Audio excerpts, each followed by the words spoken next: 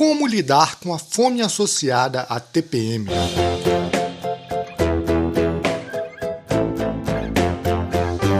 Fala galera! Bem-vindos ao meu podcast. Eu sou o Luca Baeta e hoje é dia de nutrição para a mulher.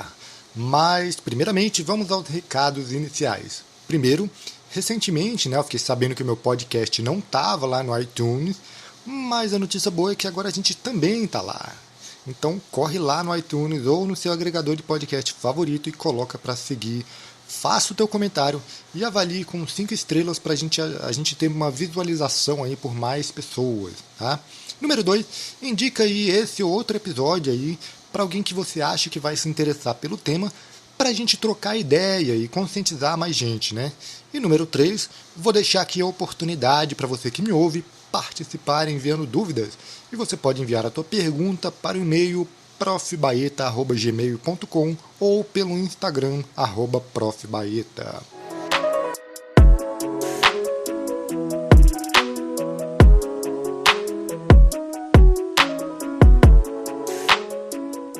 Bora lá falar então da questão central do episódio de hoje, né? E ele não teve aí exatamente um e-mail de uma ouvinte ou de alguém, né? Ele veio, na verdade, de perguntas que eu escuto algumas vezes aí em atendimentos nutricionais, que ela tende a ser central, né? Quando vem daquelas mulheres que sofrem demais, né, com o sintoma da TPM, né? E a gente sabe hoje, né, que tem mulheres que praticamente não tem nenhuma alteração relevante na fome durante o período pré-menstrual, só que também tem muitas outras que sentem que não conseguem nem lutar contra isso. E ficam desamparadas, arrependidas, depois de alguns episódios de muita comilança durante a TPM. Só que antes da gente entrar no assunto principal, vamos dar uma pincelada aqui primeiro no que é a TPM, né? No que é o ciclo menstrual, né? Para a gente ficar na mesma página da conversa aqui, tá? Vamos lá. Para quem não lembra das aulas de biologia lá do ensino médio, né, do ensino fundamental, ou ainda não passou pelo conteúdo, ou mesmo nunca nem estudou sobre ele, o ciclo menstrual, tá, ele basicamente é caracterizado por um período que você tem flutuações na taxa de secreção dos hormônios sexuais e o início dele é marcado ali no primeiro dia da menstruação da mulher. E tem gente que não sabe, né, mas não custa repetir, mas quando a mulher menstrua, o que acontece é a descamação das paredes internas do útero, né? Essa descamação é normal, ela faz parte do ciclo reprodutivo da mulher e vai acontecer todo santo mês até a menopausa, tá? E é basicamente, né, porque o corpo feminino está ali se preparando para uma gravidez, só que quando ela não acontece, o endométrio, né, que é aquela membrana interna ali do útero, ele vai se desprender e aí vem aquele fluxo menstrual, que é basicamente sangue e tecido uterino, né? Esse sangramento aí, ele pode variar numa média de 2 a 8 dias, né, dependendo da mulher, e o sangue que vai sair ali, ele também tem uma variação na cor, que pode ter ali, desde aquele vermelho bem vivo, até uma cor que vai lembrar ali aquela borra de café, aquela coisa bem escura ali. E quando elas menstruam, esse sangue menstrual, né, às vezes ele vai descer sem nenhum coágulo, né? Ou para outras mulheres também vão ter aqueles coágulos bem pequenos assim também, tá? E a quantidade desse sangue também vai variar de uma mulher para outra. O ciclo, ele tem 3 estágios, tá? Então vamos lembrar aqui, a fase folicular, a ovulatória e a fase lútea, tá? A duração média, né, desse ciclo, tá, é ali em torno de 28 dias, né? Só que hoje em dia a gente já tem dados epidemiológicos aqui do Brasil, de que, devido aos hábitos de vida, a alimentação ruim, a sono desregulado, falta de exercício físico, a questão de estresse, né, de uso de medicamentos, a gente tem dado de que esse período tem variado de 20 a 45 dias, tá, em algumas mulheres. Então, o que acontece durante o ciclo? Basicamente são mudanças rítmicas nas taxas de secreção dos hormônios e isso vai corresponder a mudança nos ovários e em outros órgãos sexuais. E acontece que essas alterações também podem trazer mudanças no nosso consumo alimentar, que é o que a gente vai falar aqui hoje, tá? Só que essas mudanças hormonais, né, esses sintomas decorrentes do ciclo menstrual, elas também aparecem em intensidade diferente para cada mulher. Então, aqui no Brasil, por exemplo, a gente tem dados epidemiológicos de que cerca de 70% das mulheres no Brasil têm algum sintoma físico ou emocional no período pré-menstrual, e ao que parece, o restante ou não sente nada, né, ou sente muito pouco dos sintomas, tão pouco que não atrapalhe nada da vida profissional, social, pessoal e por aí vai. E quando os sintomas são bem intensos, né, então eles aparecem a partir da ovulação e pode caracterizar o que na ciência a gente chama de síndrome pré-menstrual. Então já tem vários estudos há bastante tempo sobre a etiopatogenia da TPM, que são os fatores hormonais, os nutricionais, psicossociais e os distúrbios afetivos. Então a gente lembra aí que dentre os hormonais a gente tem mudanças na progesterona, na prolactina, testosterona, vasopressina e androgênio. Dentre as mudanças nutricionais a gente vê ali um déficit relativo de piridoxina, que é a vitamina B6, né? A gente tem um déficit relativo também de vitamina A e de magnésio. E dentre os fatores psicossociais, a gente lembra aqui que tem o estresse e a dificuldade nos relacionamentos sociais, né, em função da presença dos sintomas típicos, né?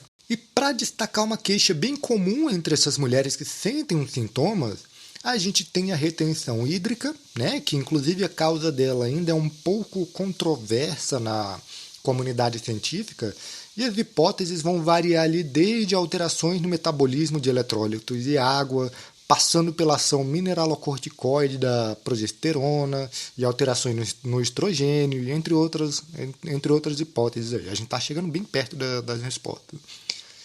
E, em geral, ela também vem aí com um pouco de ganho de peso, algumas dores articulares, alguma cefaleia. Em algumas mulheres, esses sintomas aí, eles aparecem aí nos dias antes da menstruação. Em outras, elas vão se estender durante o período menstrual, acabando só quando terminar o fluxo, né? E aí, né, para além daqueles sintomas mais clássicos da TPM, que a gente vai lembrar que os mais frequentes são cólicas, dor de cabeça, inchaço, dor nos seios, retenção, irritabilidade, ansiedade. Algumas mulheres variam também entre insônia e sonolência, dificuldade de concentração, algum grau de depressão, fome exagerada ou até falta de apetite, né? Então a gente vai falar aí um pouco mais sobre esses aspectos nutricionais. E então a gente sabe, né, que bastante tempo aí, já de pesquisa, tá? Que os fatores dietéticos, eles podem regular o risco de ter TPM, vocês sabiam disso? E tem um estudo que avaliou a associação entre a ingestão de minerais e o risco de TPM. Eu vou deixar ele aqui na descrição do episódio, porque ele é muito bacana, né? Então, para quem tem interesse de ler, ele vai estar ali na descrição do episódio. E nesse estudo eles demonstraram que a alta ingestão de tiamina, de riboflavina, ferro não M e também de zinco, eles podem ser protetores, né? Então eles podem reduzir o risco de TPM.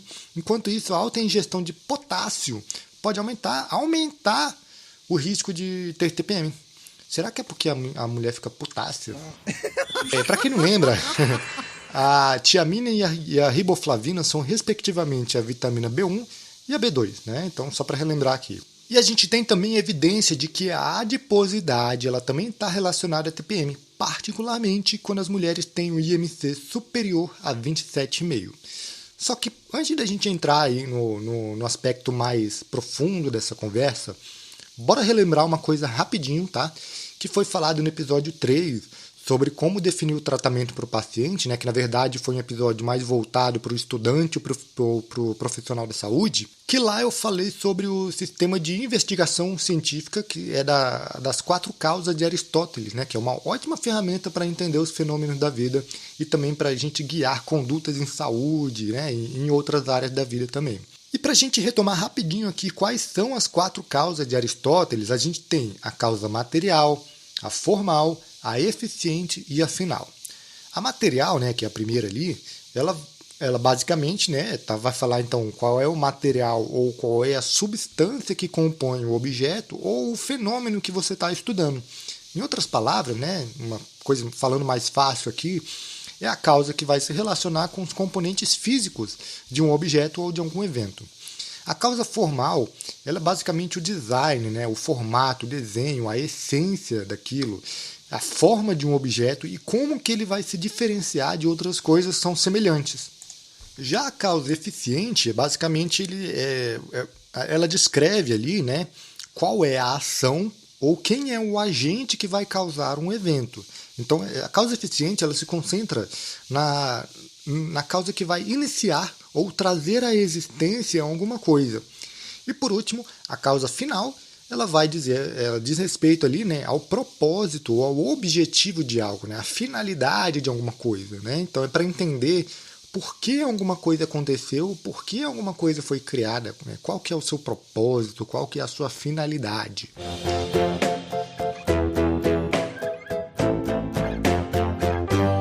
E aí, nesse episódio, a gente vai tentar aplicar esse sistema das 4 causas no estudo da fome relacionada à TPM.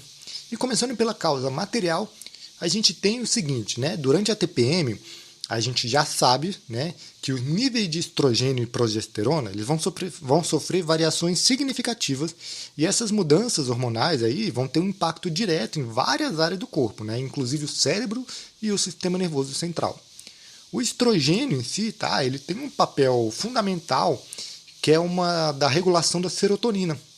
Ele é um neurotransmissor que vai influenciar o nosso humor e o nosso apetite, né? E quando os níveis do estrogênio diminuem durante a TPM, a produção e a atividade da serotonina também vão ser afetadas. E a serotonina, né, ela é popularmente conhecida como o hormônio do bem-estar, né, entre aspas, né, por causa daquela tua capacidade de induzir, né, sensações de contentamento, né, de satisfação. Eu não vou nem entrar em detalhes aí muito sobre o funcionamento da serotonina nesse episódio, porque senão eu fico aqui mais de 1 hora falando, tá? Mas o lance é que quando os níveis hormonais do estrogênio e da serotonina estão baixos, é muito comum que as mulheres busquem alimentos que possam temporariamente elevar essa sensação de prazer, né, de satisfação. E daí que vem esse desejo por alimentos mais ricos em carboidratos refinados e açúcares durante a TPM. Isso pode ser, em parte, uma tentativa do corpo de compensar a diminuição da serotonina, para você ter um pouco daquela sensação momentânea de bem-estar. E além disso, essas flutuações hormonais elas também podem desencadear alterações na produção e ação de outros hormônios relacionados ao apetite, como, por exemplo, a leptina e a grelina. Eu falei da leptina lá no episódio 2, né, que o título dele é tipo, por que engordamos quando comemos carboidrato, né? É demais, né? Mas, retomando rapidinho, a leptina ela é responsável por sinalizar para o nosso cérebro a sensação de saciedade, enquanto a grelina ela vai estimular a fome. E aí, durante a TPM, os níveis de leptina podem fatalmente cair, enquanto os níveis de grelina podem aumentar.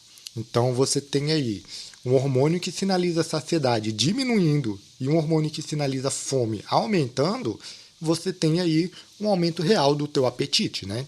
Então, basicamente, a causa material do aumento da fome na TPM ela vai estar intrinsecamente ligada às flutuações hormonais que vão ocorrer durante o período, né? Então, que eu acabei de falar.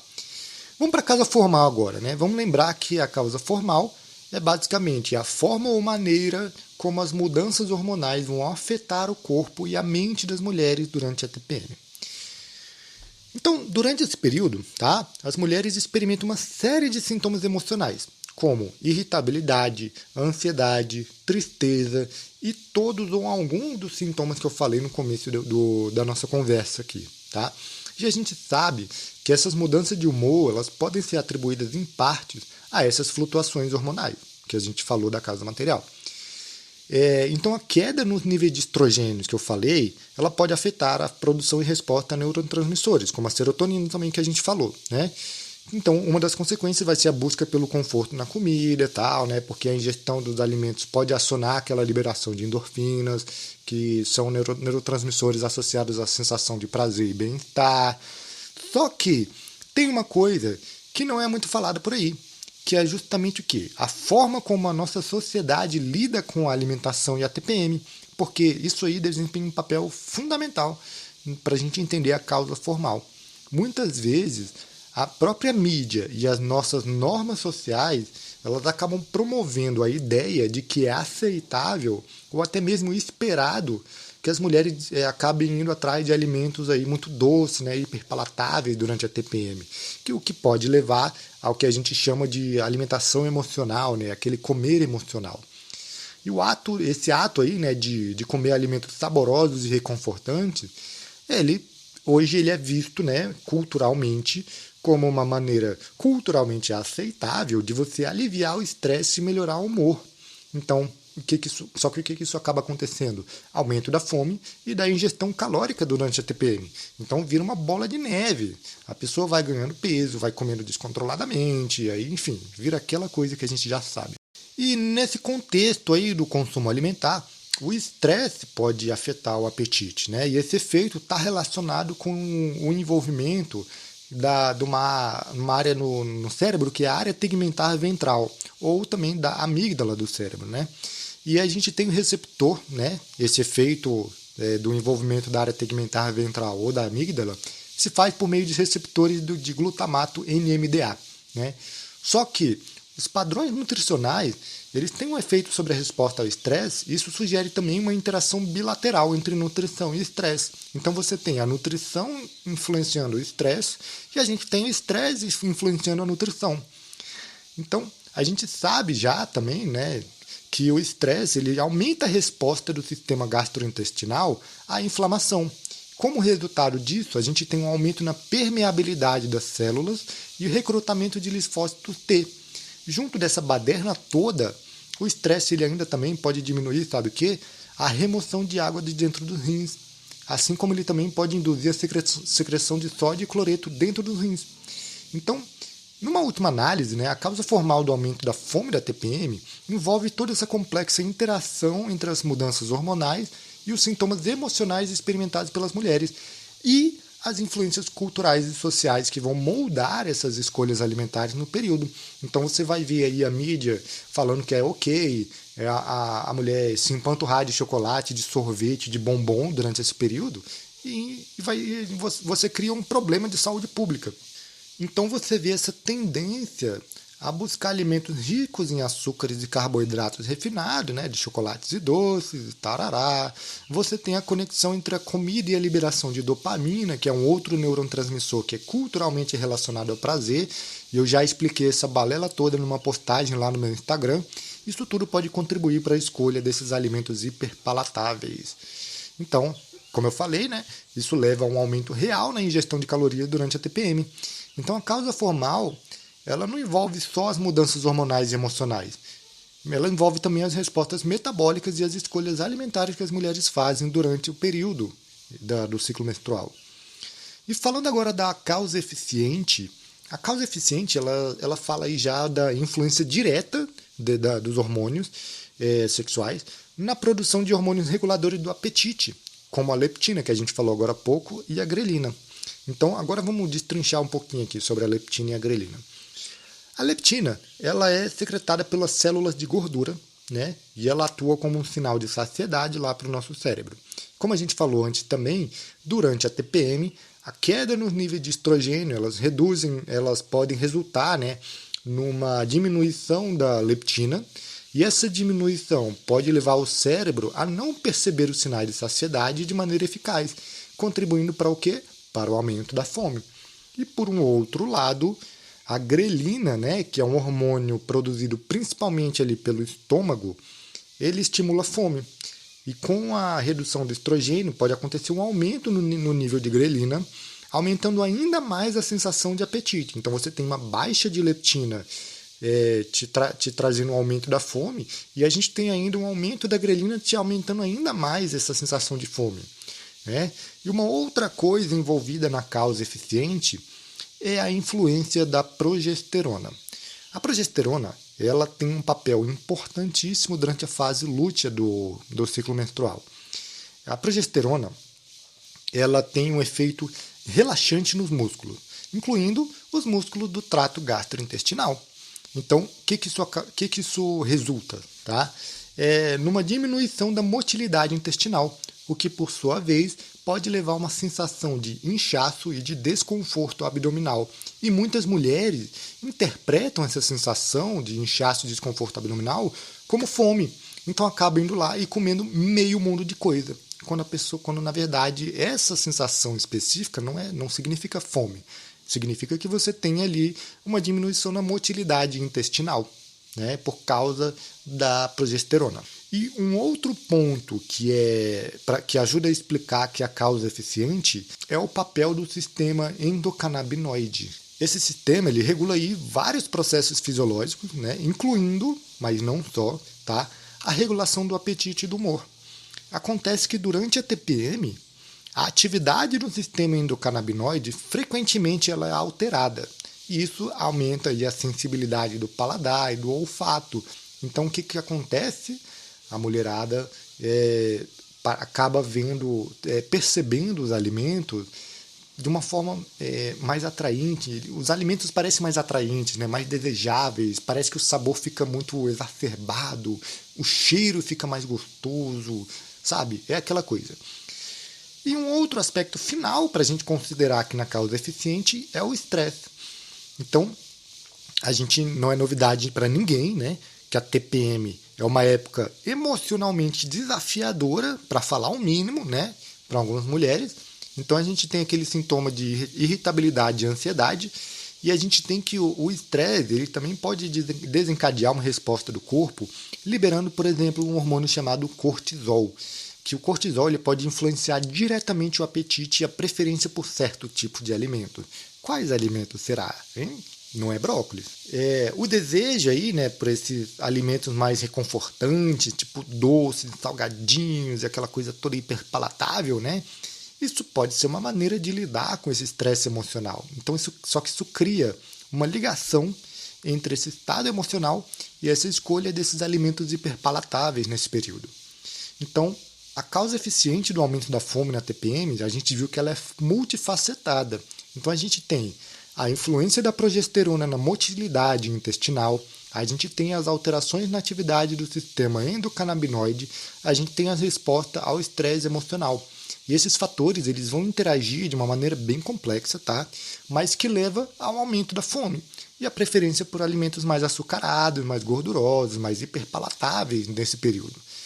Fechando com a causa final, a gente vai precisar visitar um pouco da nossa história evolutiva, tá? Porque historicamente os nossos ancestrais enfrentaram muitos desafios significativos para sobreviver. E a reprodução ela era vital para a sobrevivência da nossa espécie. Então, nesse contexto todo, a menstruação e a TPM eram acompanhadas por mudanças hormonais que preparavam o corpo para uma possível gravidez.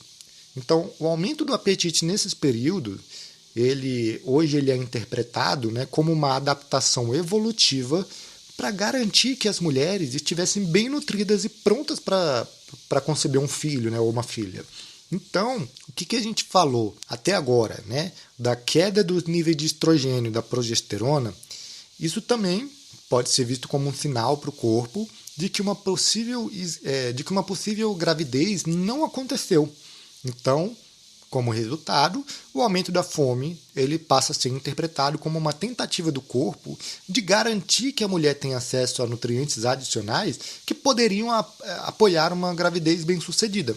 Então, isso se alinha ali, né, com uma teoria da adaptação evolutiva que ela sugere, né, que a nossa própria evolução moldou as respostas fisiológicas das mulheres para otimizar as suas chances reprodutivas, né? E além disso, a causa final ela também pode ser vista ali sob a perspectiva da preservação da energia, porque durante a TPM muitas mulheres aí, né, podem acabar experimentando todos aqueles sintomas desconfortáveis, tipo cólica e fadiga, né, por exemplo. E o aumento da fome ela pode ser uma estratégia do corpo para garantir que haja energia e nutrientes suficientes disponíveis para poder enfrentar esses desafios físicos, né? E ao mesmo tempo manter a capacidade de reprodução. Então, evolutivamente, né, isso sugere que do ponto de vista evolutivo, o aumento da fome durante a TPM pode ser uma resposta adaptativa para maximizar a sobrevivência e a reprodução. E apesar dessas adaptações terem raízes evolutivas profundas, é importante a gente reconhecer também que nas sociedades modernas que a gente tem no dia de hoje, as mulheres geralmente não engravidam durante a TPM. Mas e agora, né? O que a gente faz com todo esse amontoado de informação? Como que a gente junta tudo isso, né? Por que tudo isso aqui é relevante para a gente pensar em como lidar com essa fome na TPM? Aí a gente lembra que não é viável interferir em algum processo biológico sem antes conhecer qual é esse processo, como ele se dá, né? Para a gente poder ter uma conduta boa, né, para o que a gente quer. Então vamos fechar aqui com recomendações baseadas em cada uma das causas que a gente acabou de destrinchar. E eu já vou adiantar aqui que nada do que eu vou falar aqui é novidade. Os cientistas já falam isso há tempos, nós profissionais da saúde também falamos essas coisas há tempos, mas eu tenho a esperança de que talvez, atrelando essas coisas que eu vou falar, as tuas causas explicadas, né, as 4 causas que eu acabei de falar, talvez as coisas façam mais sentido na cabeça de quem ouvir, talvez vire uma chavinha ali, vamos lá, essa é a minha esperança.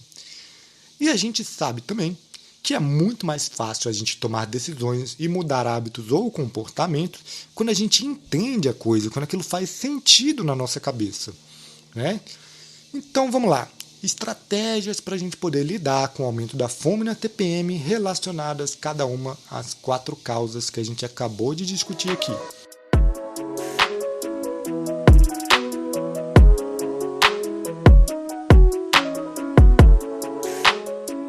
Em primeiro lugar, eu quero falar das estratégias relacionadas à causa material, que aí na causa material a gente viu que são mudanças hormonais, e as relacionadas à causa eficiente, que a gente viu que são as respostas fisiológicas. Porque no caso da fome na TPM, essas estratégias aí vão ser bem similares e complementares de certa forma. A primeira estratégia que eu vou falar aqui é a famigerada alimentação balanceada. Eu sei que é chato ficar ouvindo isso, mas, cara, não tem para onde fugir.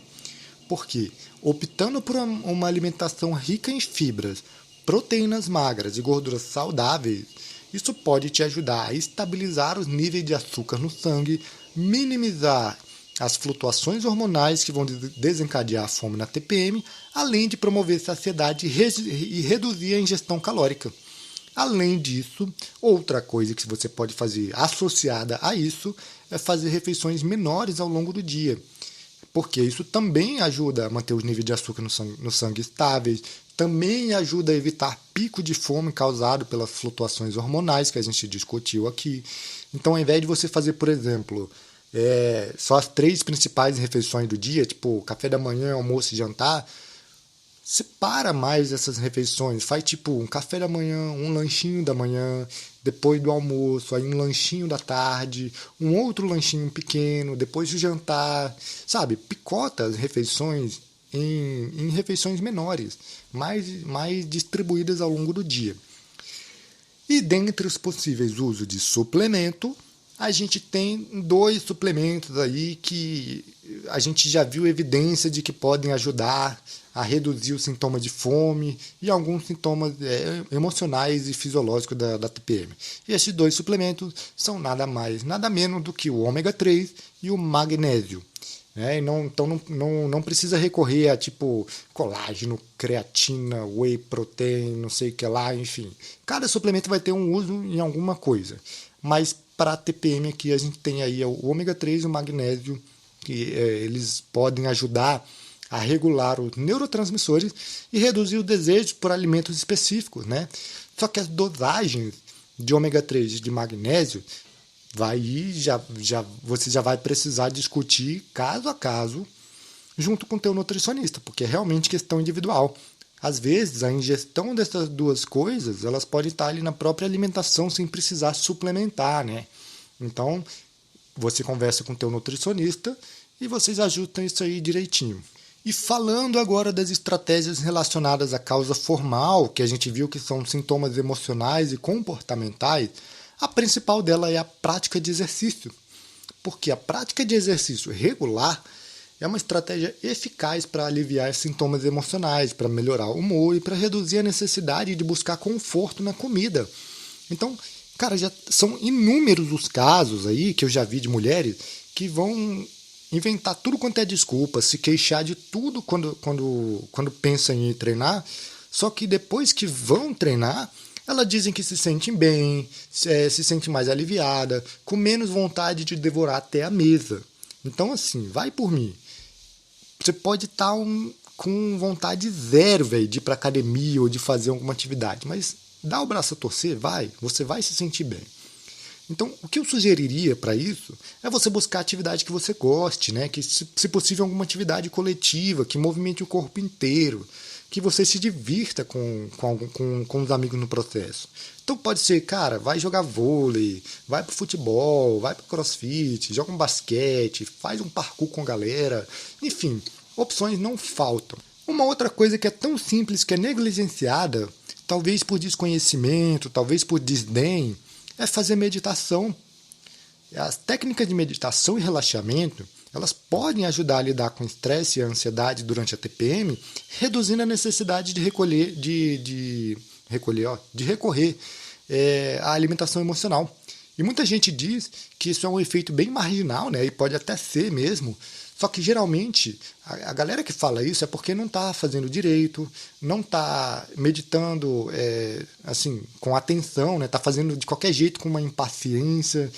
Enfim, aí dá errado mesmo, tá?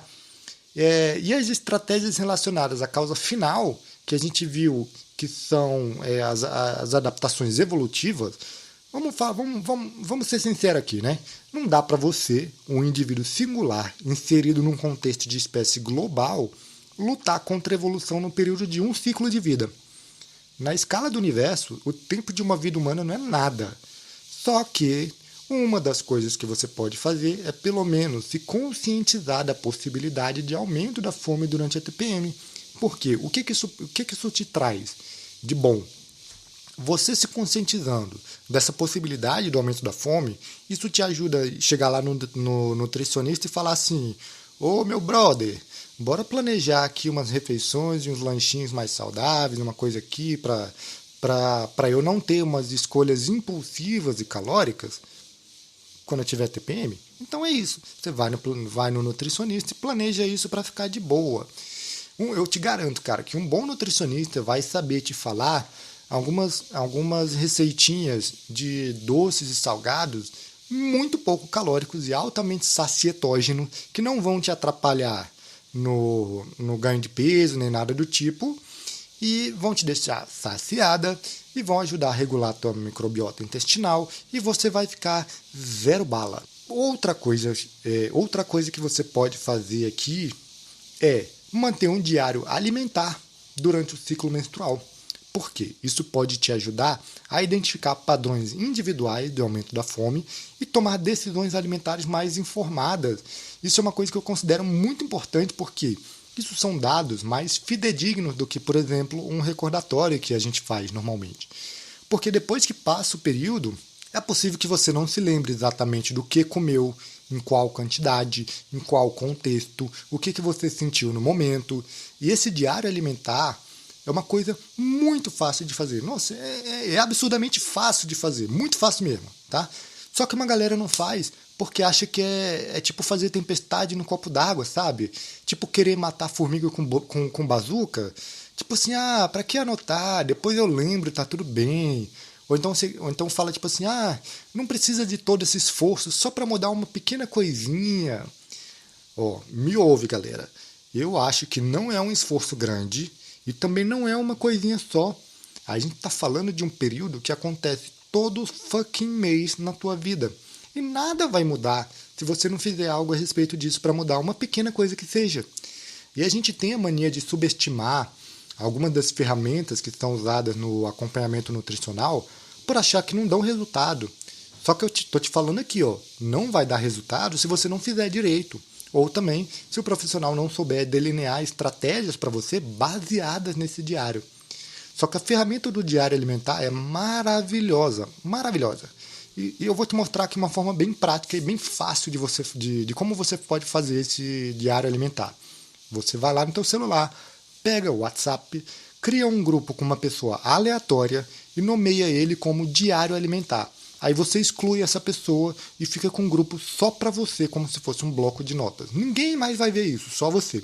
E aí, digamos que você costumeiramente faz o café da manhã, o almoço, o lanche da tarde e um jantar, né? Vamos dizer aí a média de boa parte das pessoas.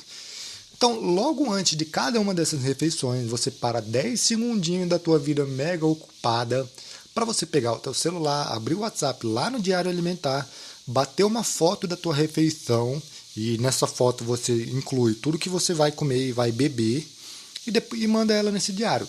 Vai lá, come bonitinho, beleza. Terminou de comer? Abre de novo nesse grupo e grava uma mensagem de voz, contando como você se sente, se você ficou saciada, se você teve alguma situação na hora que te fez comer muito rápido ou muito devagar, se alguém te estressou e te fez comer mais do que queria, quanto tempo você levou para fazer essa refeição. Por quê?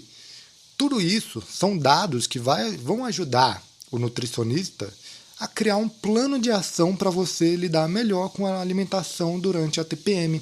E não só na TPM, tá? Isso pode se estender para outro cenário do seu comportamento alimentar. Então, galera, um recado final que eu quero dar aqui, que é um misto de puxão de orelha com zoeira, tá? É que cada refeição que você come, você tem que enxergar, tá?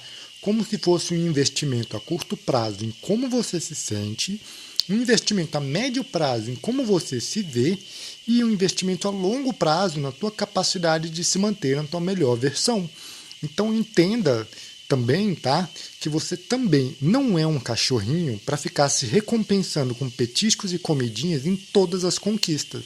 E nem para ficar pensando que porque tá triste, cabisbaixa, deprê, a comida vai ser tua solução, porque ela não vai, tá?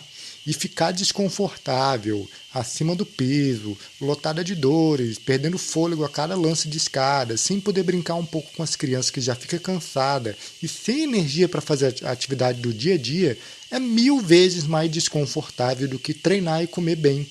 Porque culturalmente a gente foi jogado nessa ideia de que é mais gostoso ficar de boa, quieto no sofá vendo série, comendo tudo que é gostosinho, docinho, sempre curtindo como se tudo fosse se resolver magicamente em algum momento da sua vida.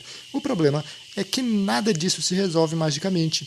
Então, se você tem TPM, você sofre com descontrole alimentar nessa fase, coloca na tua cabeça que isso vai acontecer todos os meses, até que você faça algo a respeito disso para mudar.